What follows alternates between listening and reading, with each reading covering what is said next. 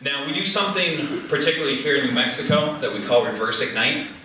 Reverse Ignite's kind of cool, where you come up, you volunteer as an audience member, so let's see our volunteers right now. There we go, we got a couple already, wow. You haven't seen these slides, no one has besides me. They're from another Ignite presentation from around the world. And you get to just improv on them. And we get to, well, you have to laugh so we can laugh along with you.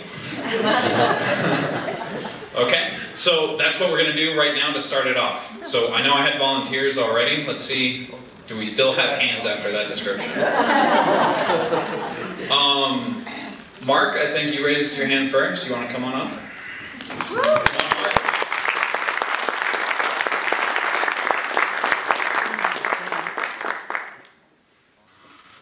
The applause died before you got up here. You need to run then. They realized who I was, and they were like, oh. Ready? So, we're going to have some rich insights right now. It's something that's going to be going on for the next 5 minutes or so.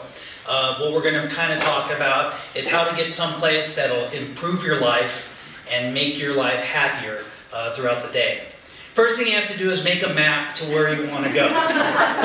So what you do is you find a nice little map thing and figure out where happiness is, which is somewhere in Texas, I think.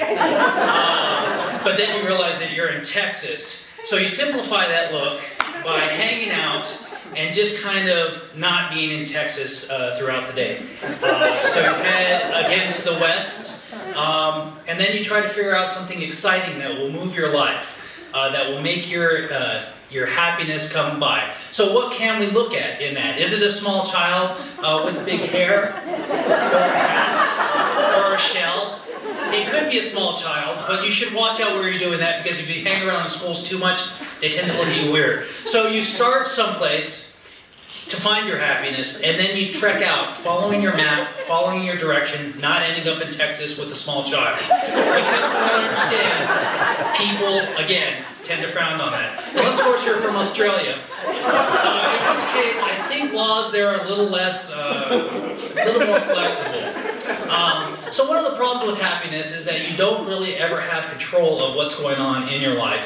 So what you really want to do is all the negativity that comes, you got to remove those controls, which makes life a lot easier because you stay happy.